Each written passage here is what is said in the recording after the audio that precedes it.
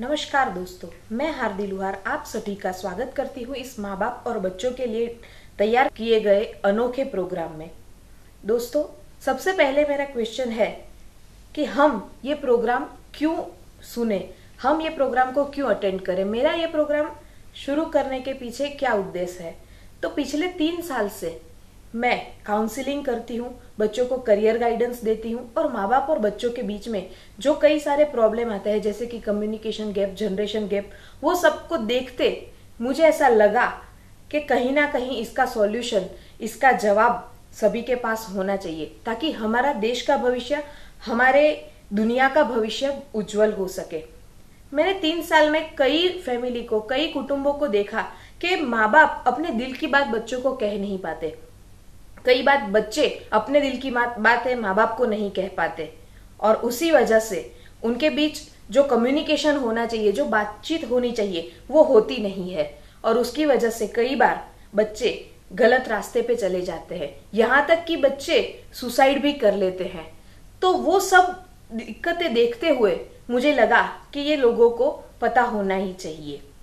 तो इसीलिए मैं ये प्रोग्राम कंडक्ट करती हूँ और इस प्रोग्राम का नाम है इफेक्टिव पेरेंटिंग। हम लोग अपनी जिंदगी में 3 गलतियां करते हैं। कौन सी 3 गलतियां? तो सबसे पहला तो किसी से प्यार हो जाना, दूसरी गलती शादी करना और तीसरी गलती मुझे लगता है शायद आप सब समझ ही गए हैं। अगर आप तीसरी गलती पे आ चुके हैं या अब ये तीसरी गलती पे आने वाले हैं तो दोस्तों ये प्रोग्राम आप सभी के लिए बहुत जरूरी है और बहुत यूजफुल रहेगा। दोस्तों, आप सभी को मेरा सबसे पहला सवाल, क्या आप एक लर्निंग पेरेंट हैं? जब हम पेरेंटिंग प्रोग्राम की बात कर रहे हैं तो अलग अलग प्रकार के पेरेंट्स होते हैं। जैसे कि कुछ होते हैं पॉज पेरेंट्स। वो कैसे होते हैं? तो वो लोग बच्चे की बातें सुनते हैं, शांति से सोचते हैं, विचारते हैं और उसके बाद कुछ जवाब देते हैं। कुछ पेरेंट्स होते हैं फिजिकल पेरेंट्स। वो लोग ऐसे होते हैं कि उनके लिए कुछ इमोशनल लेवल पे नहीं होता, जो होता है फिजिकल होता है। बच्चा उदास है तो सोचते हैं कि आज बहुत काम किया होगा, बहुत खेला होगा तो थक गया है। कुछ होते हैं इमोशनल पेरेंट्स, उसके लिए सब कुछ इमोशनल लेवल पे होते हैं। बच्चा थक के आया होता है फिर भी वो लोग यही सोचते हैं कि शायद उसको इमोशनल कुछ प्रॉब्लम होगा और उसको देख के वो भी दुखी हो जाते हैं, उसको देख के वो भी रोने जैसे हो जाते हैं और उनको इमोशनल पेरेंट्स कहते हैं। तो सबसे पहले ऐसे अलग अलग टाइप के पेरेंट्स होते हैं। तो आपको मेरा क्वेश्चन है, are you a learning parent? क्या आप ऐसे पेरेंट हैं जो कि कुछ सीखना चाहते हैं, सीखते रहते हैं? वैसे तो हर वक्त हम अपने बच्चों को कुछ ना कुछ सिखाते रहते हैं, लेकिन क्या हम ऐसे पेरेंट्स हैं जो कुछ सीखना चाहते हैं? हाँ, एक और बात मैं आपको बता दूं, क्या आप ये सीडी देख रहे हैं या मुझे सुन रहे हैं तो हाँ, जरूर आप लर्निंग पेरेंट है। आप कुछ नया सीखना चाहते हैं, आप कुछ नया समझना चाहते हैं। इस प्रोग्राम में सभी रूल सभी पर लागू नहीं पड़ेंगे, लेकिन जनरल जो जितने भी पॉइंट है, यानी कि 70% से ज्यादा पॉइंट ऐसे हैं जो सभी बच्चों पे लागू पड़ेंगे। लेकिन कुछ 30% पॉइंट्स या 30% रूल ऐसे भी है जो कि कुछ लोगों को लागू होंगे, कुछ लोगों को लागू नहीं होंगे। जैसे कि कुछ छोटे बच्चों के लिए मैं बता रही हूँ कि 3 साल के बच्चे के साथ, 4 साल के बच्चे के साथ क्या व्यवहार करना चाहिए। और हो सकता है कि आपका बच्चा 15-20 साल का हो तो वो उसके लिए लागू ना हो। हाँ, लेकिन आप ये पॉइंट्स, ये सलाह किसी और को भी दे सकते हैं, तो इसीलिए ध्यान से सुनना जरूरी होगा। और हो सकता है कि आपका बच्चा 3-4 साल का हो और मैं बता रही हूँ कि 15-20 साल के बच्चे के साथ क्या करना चाहिए, तो उस वक्त भी आपका बच्चा जब छोटा है तो कभी ना कभी ये आपको काम लगेगा। तो ये पॉइंट्स ज्यादातर आपको काम लगेंगे। आइए तो हम पेरेंटिंग के 3 बेसिक रूल्स जानते हैं।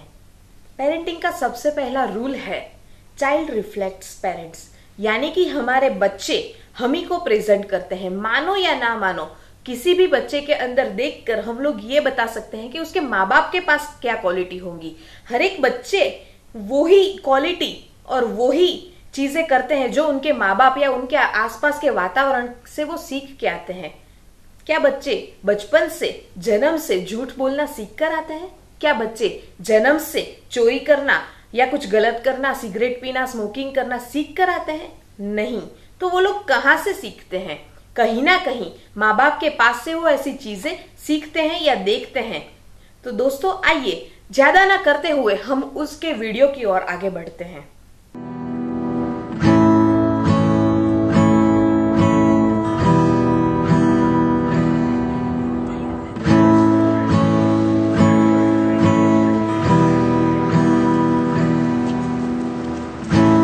Looks like rain again today. Dark clouds gather and fill the sky.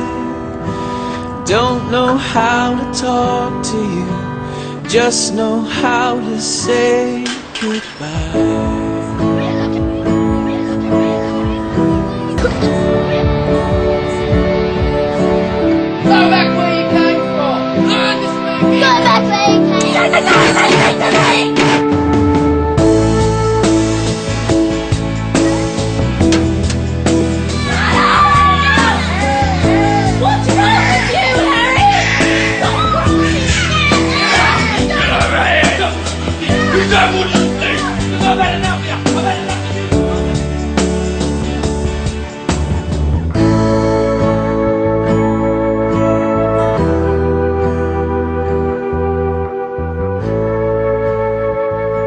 हमने इस वीडियो में क्या देखा? जैसे कि माँ बाप जैसा करते हैं वैसे ही उनके बच्चे उसी तरह करते हैं। अगर माँ बाप झगड़ते हैं तो बच्चे भी उस तरह झगड़ते हैं, चिल्लाते हैं। अगर माँ बाप किसी की मदद करने जाते हैं तो वो बच्चा भी ऐसे ही किसी की मदद करता है। और लास्ट में जैसे कि हमने देखा कि पापा जैसे मारने जाते हैं वैसे ही उसका बच्चा भी हाथ उठा के मारने जाता है। तो हमने इस वीडियो में देखा कि बच्चे के लिए शब्द की जरूरत नहीं, उनको कुछ कहने की जरूरत नहीं, वो हमें देखते रहते हैं और हम जैसा करते हैं वैसा ही वो देख के करने की शुरुआत करते हैं। तो इसके ऊपर से हमें ये सीखने मिलता है कि बच्चों के लिए शब्द की जरूरत नहीं, सिर्फ हमारे एक्शंस ही काफी है। हम जो करते हैं वो ही काफी है। No words, only actions. दूसरा पॉइंट है मिशन ऑन द अर्थ। हमारे बच्चे इस दुनिया में जब आते हैं तो कुछ ना कुछ मिशन लेके आते हैं, कुछ ना कुछ पर्पस लेके आते हैं। ऐसा तो नहीं है कि वो लोग ऊपर फ्री बैठे थे तो भगवान ने बोला कि जाओ, यहाँ पे बहुत फ्री बैठे हो, आराम कर रहे हो, नीचे जाके जरा घूम के आओ। तो हमारे बच्चों के पास कुछ ना कुछ मिशन होता है, कुछ ना कुछ ऐसी क्वालिटी है और कुछ ना कुछ ऐसे पर्पस है जो पूरे करने के लिए यहाँ पे आए हैं। ये मैं क्या कह रही हूँ वो आप थोड़ी देर में समझ जाओगे। तीसरा पॉइंट है पेरेंटिंग का तीसरा बेसिक रूल है सीड, यानी कि हर एक बच्चा एक बीज के समान होता है, एक सीड के समान होता है। उसके पास इतनी कैपेसिटी होती है कि वो एक बड़ा सा पेड़ बन सके, बड़ा सा पौधा बन सके। लेकिन उसके लिए उसको जो भी जरूरी है वो देना हमारे लिए बहुत जरूरी बन जाता है, जैसे कि हवा, पानी, जमीन। यहाँ पे हमारे बच्चे को वो सब नहीं देना है, लेकिन बाकी जो सारी चीजें हैं वो उसके लिए, उसके ग्रो करने के लिए, उसके आगे बढ़ने के लिए बहुत जरूरी है। वो हमारी तरफ से उसको मिलनी चाहिए। कई बार हम उसको आगे बढ़ाने के लिए, उसको सफल करने के लिए उस पे बहुत सारे दबाव डाल देते हैं, उसको बहुत सारा प्रेशराइज कर देते हैं और उसी वजह से कहीं ना कहीं वो लोग आगे नहीं बढ़ पाते। नेशनली एक सर्वे हुआ है कि भारत में हर साल 12,000 से भी ज्यादा बच्चे सुसाइड करते हैं और वो भी एग्जाम की प्रेशर की वजह से। ऐसे तो क्या प्रेशर उन पे डाले जाते हैं और कौन डालता है जिसकी वजह से हर साल 12,000 से भी ज्यादा लोग सुसाइड करते हैं। और कई किस्सों में तो हमने ये भी देखा है कि रिजल्ट आने से पहले, रिजल्ट डिक्लेयर होने से पहले बच्चे सुसाइड कर लेते हैं या कहीं ना कहीं गलत कदम उठा लेते हैं। तो ऐसा कैसे होता है? इसके लिए कहीं ना कहीं हम जिम्मेदार है, कहीं ना कहीं टीचर्स जिम्मेदार है, कहीं ना कहीं हमारा ये प्रेशर जिम्मेदार के है कि इतने परसेंटेज तो आने ही चाहिए, ये तो होना ही चाहिए, वरना हमारा नाम अच्छा नहीं रहेगा, वरना हमारा नाम मिट्टी में मिल जाएगा। और ऐसे प्रेशर्स की वजह से बच्चे सुसाइड कर लेते हैं। अभी अभी दिव्य भास्कर में डीएनए में एक सर्वे आया था कि 2.5 साल के बच्चों को भी डिप्रेशन होता है। और इसका फोटोग्राफ हमारे सामने है। तो दोस्तों, a genius cannot be created but can be discovered. Everyone is genius when they are on the right position. यानी कि दोस्तों, एक जीनियस को हम बना नहीं सकते, लेकिन उसके अंदर जो काबिलियत है, उसके अंदर जो यूनिकनेस है, जो खासियत है, उसका उपयोग करके हम उसको खास बना सकते हैं, उसको आगे बढ़ा सकते हैं। और अगर वो अपने कार्य क्षेत्र में अब उसकी जो क्वालिटीज है उसका उपयोग करते हुए आगे बढ़ता है, तो वो आप मान भी नहीं सकते इतना आगे बढ़ सकता है। अपने बच्चे के अंदर क्या खासियत है वो जानने के लिए आजकल दुनिया में बहुत सारे टेस्ट होते हैं। उसका एक साइंस है। डॉक्टर हारोल्ड क्यूमिन ने ये ढूंढ के निकाला कि जब बच्चा माँ के पेट में होता है तब 13वें वीक से यानी कि तीसरे महीने से लेके 21वें वीक तक यानी कि उसके 6ठे महीने तक उसके बच्चे का ब्रेन यानी कि उसके बच्चे का दिमाग उसके वॉर्म में यानी कि उसके पेट में ही बनता है और उसी वक्त उसके फिंगरप्रिंट्स भी बनते हैं। उन्होंने ढूंढ के निकाला कि उनकी फिंगरप्रिंट और उनके दिमाग के बीच में क्या कनेक्शन है। और डॉक्टर हार्वर्ड गार्नर ने ये ढूंढ के निकाला कि एक इंसान के अंदर अलग अलग 8 प्रकार की इंटेलिजेंसी होती है, जैसे कि उनका बोलना, उनका लॉजिकल, उनका विजुअल, उनका म्यूजिक का, उनका नेचर का, ऐसी अलग अलग इंटेलिजेंसी। ये दोनों साइंस को मिला के एक टेस्ट होता है जिसको बोलते हैं DMIT यानी कि डर्मेटोग्राफी मल्टीपल इंटेलिजेंसी टेस्ट। डर्मेटोग्राफी, डर्मा यानी कि स्किन, ग्राफिक यानी कि उसके ऊपर जो पिक्चर्स होते हैं वो, और दूसरा है मल्टीपल इंटेलिजेंसी। ये इसका जो टेस्ट होता है उसके माध्यम से हम जान सकते हैं कि हमारे बच्चे का स्वभाव कैसा है, हमारे बच्चे का कैरेक्टर कैसा है, हमारे बच्चे के अंदर कौन सी इंटेलिजेंसी जाता है, उसको कौन सी एक्स्ट्रा एक्टिविटीज करानी चाहिए, उसको कौन से फील्ड में डालना चाहिए। और ऐसे सारे टेस्ट आजकल बहुत सारे होते हैं और उसके काउंसलिंग भी होते हैं जिसकी वजह से हम उनको सही मार्गदर्शन दे सकते हैं, उनको कैसे पढ़ाना चाहिए, कैसे सिखाना चाहिए, वो सभी कुछ हम उनको बता सकते हैं। हम इंसान अलग अलग 3 प्रकार से सीखते हैं, या तो देख के सीखते हैं, या तो सुन के सीखते हैं, या तो प्रैक्टिकल करके सीखते हैं। तो आपका बच्चा किस तरह से सीखता है? देख के सीखता है। देख के सीखने वाले बच्चे कैसे सीखते हैं? तो अगर आप कुछ कर रहे हैं, उन्होंने देख लिया तो समझो उसको आ गया।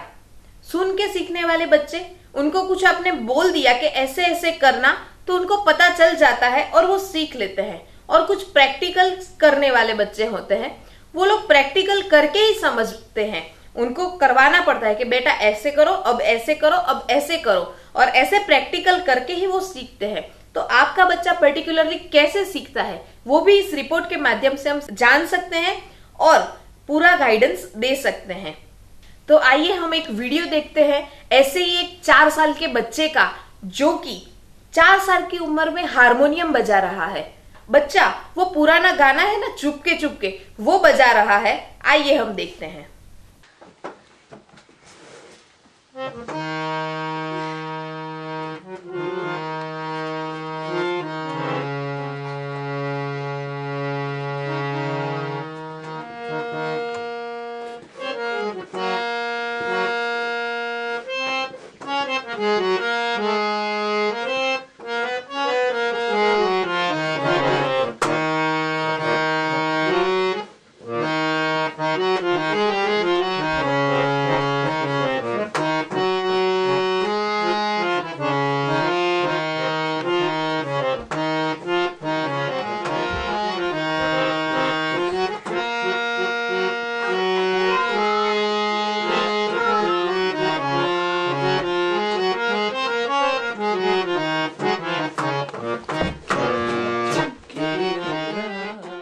कितना अच्छा बजाया। आइए, तो ये बेसिक रूल्स हमने जो जाने, उसके ऊपर से कुछ 4 लर्निंग्स हम फिर से दोहरा लेते हैं, उसका रिवीजन कर लेते हैं। सबसे पहला, बच्चों के लिए कोई एडवाइस की जरूरत नहीं है। No advice is the best advice. दूसरा है लेट हिम लर्न, उसको सीखने दीजिए। उसके पास बहुत से पावर है सीखने के लिए, उसको एडवाइस नहीं देना है और उसको अपने आप सीखने देना है। Nature has given him power, यानी कि कुदरत ने उसे शक्तियां दी है, कुदरत ने उसे पावर दिए है सीखने के लिए। उसे सीखने दीजिए अपने आप उसको सिर्फ गाइड कर सकते हैं, उसको सिर्फ मार्गदर्शन दे सकते हैं, उसको सिर्फ बता सकते हैं कि ये सही है, ये गलत है, ये ऐसे करना है, ये ऐसे नहीं करना है। लेकिन करना उनके हाथ में है। क्या करना है, कैसे करना है, कब करना है, वो तो वो ही करेंगे, आप सिर्फ उनको गाइड कर सकते हैं, उनको सिर्फ मार्गदर्शन दे सकते हैं। तो ये 4 पॉइंट थे। बच्चों को एडवाइस ना दीजिए, उनको अपने आप सीखने दीजिए। कुदरत ने उनको पावर दिया है सीखने के लिए और आप उनको सिर्फ गाइड कर सकते हैं, आप उनके लिए कुछ नहीं कर सकते। आइए, एक बहुत ही सुंदर पोएम है, बहुत ही सुंदर कविता है, उसको जानते हैं और समझते हैं। ये कविता लिखी है खलील जिब्रान ने, कोई उन्हें खलील गिब्रान भी कहते हैं। उनकी पोएम है, इतनी सुंदर है पेरेंटिंग को लेकर। आइए मैं एक एक लाइन पढ़ती जाऊंगी और आपको उसमें उसका बताती जाऊंगी। तो उनकी पहली लाइन है, your children are not your children. Oh my god, आपके बच्चे नहीं है। आइए आगे पढ़ते हैं वो क्या कहते हैं। They are son and daughters of life longing itself, यानी कि वो कुदरत के बच्चे हैं, वो आपके बच्चे नहीं है लेकिन कुदरत के बच्चे हैं।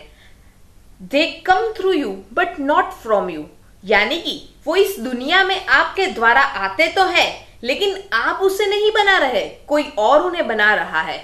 And though they are with you but not with your thoughts, और वो आपके साथ तो है लेकिन वो आपके विचारों के साथ नहीं है। क्या आप सभी लोग ये मानते हैं कि आपके बच्चे आपके साथ रह रहे हैं, आपके विचारों के साथ कभी नहीं। For they have their own thoughts, उसके लिए उनके पास अपने खुद के विचार है, अपनी खुद की कुछ मान्यता है जिसके साथ वो जी रहे हैं। You may house their bodies but not their souls, आप उसके शरीर को तो बांध सकते हैं लेकिन उनकी आत्माओं को, उसकी आत्मा को, उसके शक्तियों को नहीं बांध सकते। आप उसको कह सकते हैं यहां जाना, वहां मत जाना, ये करना, वो मत करना, इसके साथ बोलना, उसके साथ मत बोलना, अभी टीवी मत देखना, अभी पढ़ाई करना, लेकिन क्या आप उसके विचारों को बांध सकते हैं कि वो क्या सोच रहे हैं अभी? कभी नहीं। For their souls dwell in the house of tomorrow, उसकी जो आत्मा है, उसके जो विचार है वो भविष्य में घूम रहे हैं और कहीं ना कहीं घूम रहे हैं। उसके जो विचार है वो ऐसे भविष्य में घूम रहे हैं जिसकी हम शायद कल्पना भी नहीं कर सकते। यहां कवि आगे कहते हैं, which you can not visit not even in your dreams, यानी कि हम सपनों में भी वो जो सोचते हैं वहां पे घूम नहीं सकते। क्योंकि अगर आपने देखा हो तो एक बच्चा आता है, छोटा सा बच्चा कहता है, पापा पापा मैं तो ऐसी कार बनाऊंगा जो हवा में उड़े, पानी में तैरे और रोड पे दौड़े। उस पे हमें हंसी आती है, हम कहते हैं छोटा बच्चा है, कुछ भी बोलता है। लेकिन मानो ना मानो, जब वो बड़ा हो जाएगा तो शायद ऐसा कुछ दुनिया में आ भी चुका होगा।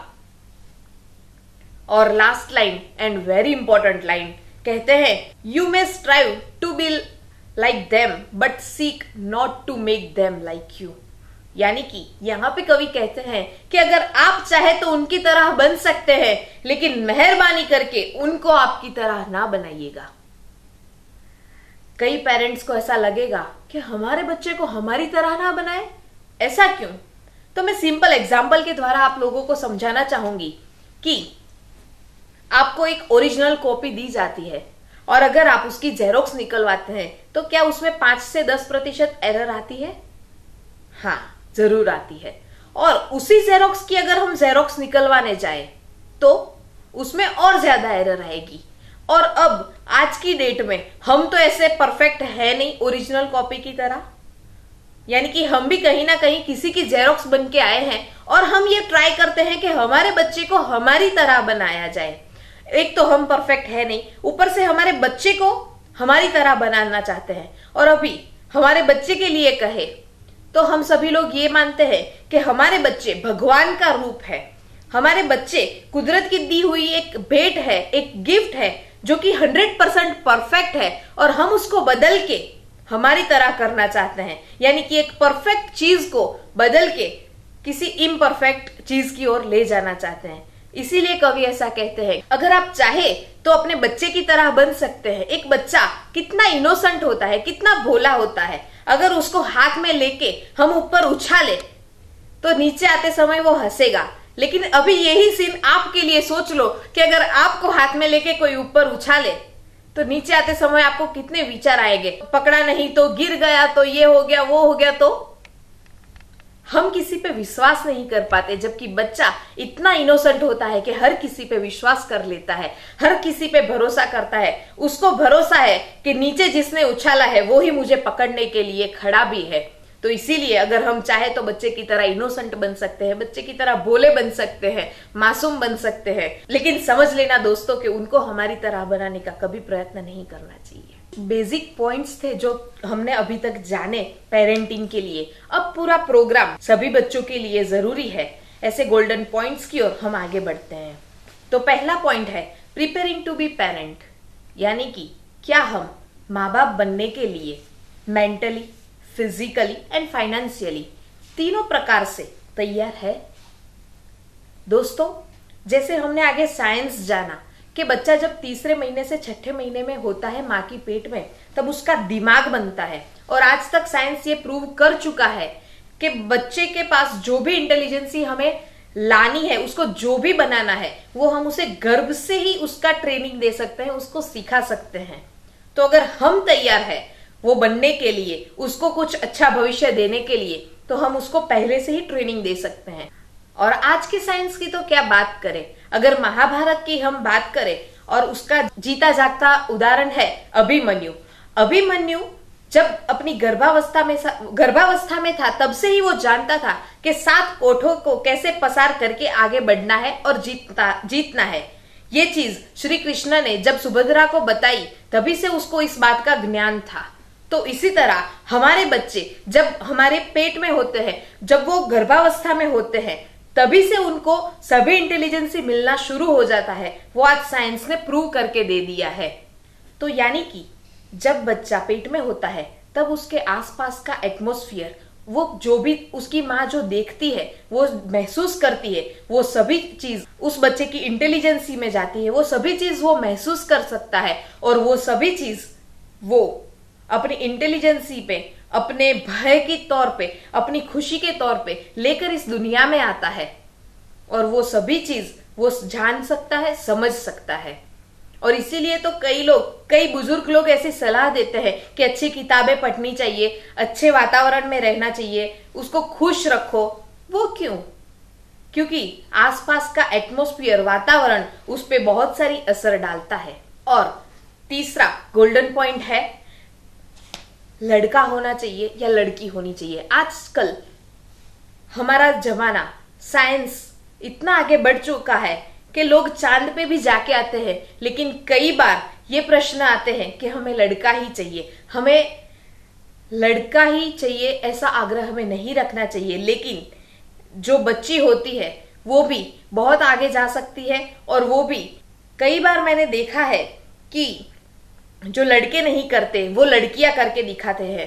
जो लड़के अपने माँ बाप का ख्याल नहीं रखते, उससे भी ज्यादा ख्याल लड़कियां रख के दिखाती है। तो उसके बीच में भेदभाव नहीं करना चाहिए। और अब हमारा प्रोग्राम रियल में शुरू होता है। तो सबसे पहला पॉइंट है कि we say small childrens are symbol of God, यानी कि छोटे बच्चे भगवान का रूप होते हैं। लेकिन फिर भी हम उनको कहीं ना कहीं बदलना चाहते हैं, कहीं ना कहीं कुछ बदलाव देना चाहते हैं। एक छोटा सा उदाहरण दूं, हमारे घर के नीचे एक आंटी रहते हैं। वो हर बार फरियाद करते हैं, मेरा बच्चा बहुत धमाल करता है, बहुत मस्ती करता है, उसको कैसे संभाले, उसको कैसे रखे, तुम इसको कुछ समझा दो, तुम इतने सारे लोगों को समझाती हो, मेरे बच्चे को भी कुछ समझा दो। तब मैं एक बार उनके घर में गई, मैंने देखा कि उन्होंने बहुत अच्छा सा एक फोटो बनवाया था कृष्ण भगवान का। मैंने जरा गौर से देखा तो अंदर उनके बच्चे का फोटो था, उसको कृष्ण भगवान के कपड़े पहना के, बिल्कुल कृष्ण भगवान की तरह सजा के उसको फोटो खिंचवाया था और उसको मंदिर के पास ही रखा था। वो लोग कृष्ण की पूजा करते थे। अब ये बताओ कि हम मानते हैं कि छोटे बच्चे भगवान का रूप होते हैं, और वो लोग जब कृष्ण की पूजा करते हैं तो कृष्ण कहाँ डिसिप्लिन में थे? वो भी तो इतनी मस्ती करते थे। तो या तो आप कृष्ण की पूजा करना बंद कर दो, या तो आप अपने बच्चे को कृष्ण बनने दो, उसको धमाल करने दो। और दोस्तों, अगर बच्चा मस्ती नहीं करेगा, धमाल नहीं करेगा, तो आपको पता कैसे चलेगा कि उसके अंदर भी कुछ पावर्स है, कुछ शक्तियां है। और अच्छे पेरेंट्स ये हमेशा से जानते हैं कि बच्चा धमाल करेगा, मस्ती करेगा और गंदा होके ही वापिस आएगा। आइए एक वीडियो देखते हैं जो हमें बताएगा कि अब अच्छे माँ बाप अपने बच्चों को क्या सलाह देते हैं। वो सब ठीक है, पहले अपने छोटे से तूफान को समझा के जाओ कि अपनी शैतानियां कंट्रोल में करेगा। हम ऑन बी रियलिस्टिक अंजलि, उसको वही बोल सकते हैं ना जो बेचारा कर सकता है। मैं बोलता हूँ बंकू, देखो नए स्कूल में नई शैतानियां करना, ओके, पुरानी वाली मत करना। और देखो मम्मी को बिल्कुल परेशान मत करना, वरना you know I get very angry. मैंने डरा दिया, आप कंट्रोल में। मैंने तो हमने देखा शाहरुख खान सलाह देते हैं अपने बच्चे को कि बेटा नई स्कूल में नई मस्तियां करना, नई धमाल करना, एक ही एक मस्ती करके वापिस मत आना। 4 साल तक बच्चों के पास मैक्सिमम कैपेसिटी होती है। बच्चे जब 1 लाख ट्रिलियन न्यूरॉन से लेकर 3 लाख ट्रिलियन न्यूरॉन्स लेकर इस दुनिया में आते हैं तो उसके पास वो सारे न्यूरॉन्स 4 साल तक ऐसे के ऐसे रहते हैं।